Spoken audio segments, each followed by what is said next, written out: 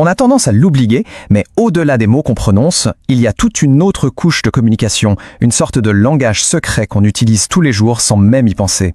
C'est le monde fascinant des sons non vocaux, et aujourd'hui, on va apprendre à le décoder. Prenez cette phrase par exemple. Donc, c'est ça le plan. Écrite comme ça, noir sur blanc, elle est claire, factuelle, mais il manque quelque chose, non? Il manque la vie, l'émotion. On ne sait pas vraiment ce qu'il y a derrière. Est-ce que la personne est enthousiaste, résignée, frustrée? Impossible à dire avec le texte seul. C'est justement là que ce langage caché entre en scène. Maintenant, regardez. On ajoute juste un petit élément, un soupir, et là, tout de suite, la phrase change complètement de couleur. On sent une certaine lassitude, peut-être une déception. Le sens émotionnel est radicalement différent. Allez, on change encore. À la place du soupir, on met un claquement de langue. Et hop, l'ambiance n'est plus du tout la même.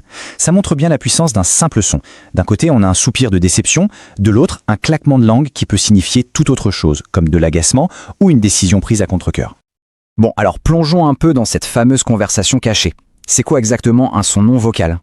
Pour faire simple, un son non vocal, c'est n'importe quel bruit que fait une personne et qui n'est pas un mot. Ça peut être une toux, un rire, un bâillement, bref, tous ces petits bruits de la vie. Et quand on fait une transcription verbatim intégrale, ce qu'on appelle full verbatim, noter ces sons, c'est absolument essentiel pour être fidèle à 100% à l'enregistrement. D'accord, mais comment on fait pour capturer ça à l'écrit? Eh bien, il existe un code, une sorte de protocole. 3 règles d'or, très simples à suivre. On regarde ça de plus près. Première règle, la plus importante, les crochets. C'est le signal visuel qui dit « Attention, ceci n'est pas un mot ». Deuxièmement, la précision du placement est capitale. Le son doit être inséré pile au moment où il se produit. Et enfin, et c'est peut-être le plus difficile, on reste neutre. On note le son, soupir, mais on ne se risque pas à interpréter l'émotion. On laisse le lecteur se faire sa propre opinion. Bon, maintenant qu'on a la théorie, le mieux c'est de voir ce que ça donne en pratique, non? Voilà, quelques exemples des sons les plus courants et leur notation standard. C'est un peu comme un mini-dictionnaire. De la tousse au claquement de langue, chaque son a sa propre petite étiquette bien définie. Regardez ce premier cas. On voit très bien comment la toux de Mélissa vient couper sa phrase en plein milieu. La transcription, elle, respecte ça à la lettre. Ça permet de garder le rythme réel de la conversation avec ses hésitations et ses interruptions naturelles. Là, c'est différent. Le son ne vient pas interrompre, il vient conclure. Le rire de Laetitia, c'est presque un commentaire en soi, un point d'exclamation teinté d'ironie. Si on l'enlève, on perd tout le sel de sa remarque, tout le sous-entendu.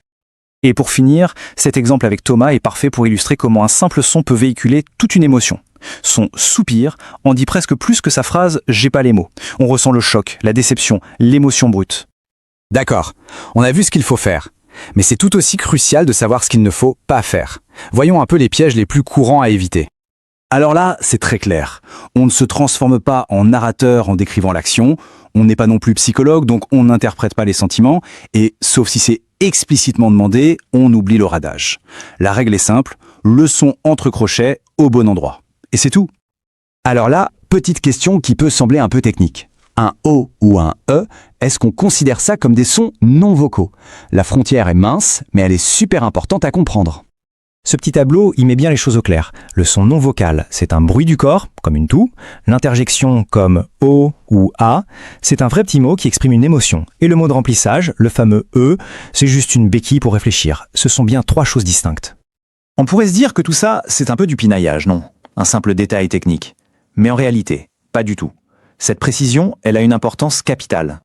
En fait, l'idée à retenir, c'est que transcrire ces sons, ce n'est pas juste être méticuleux pour le plaisir. C'est ce qui permet de capturer la vie, de garantir une fidélité absolue à ce qui a été dit. C'est ce qui révèle le vrai contexte émotionnel d'un échange et qui préserve des données précieuses pour quiconque analyse le langage humain. C'est toute la différence entre une photo en noir et blanc et un film en couleur. Au fond, apprendre à repérer ces sons, c'est un peu comme apprendre à mieux écouter. La prochaine fois qu'on assiste à une conversation, si on tend bien l'oreille, on risque d'être surpris par tout ce qu'on peut l'entendre, bien au-delà des simples mots.